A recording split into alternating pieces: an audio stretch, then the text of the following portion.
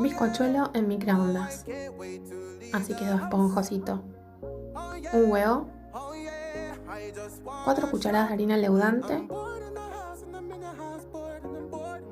4 cucharadas de azúcar.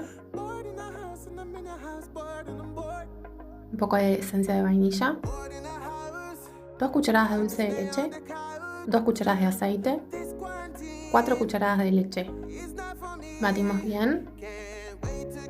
Llenamos 2 tazas. 1/3 de la taza. Vamos a completar con esta cantidad. Crece el triple.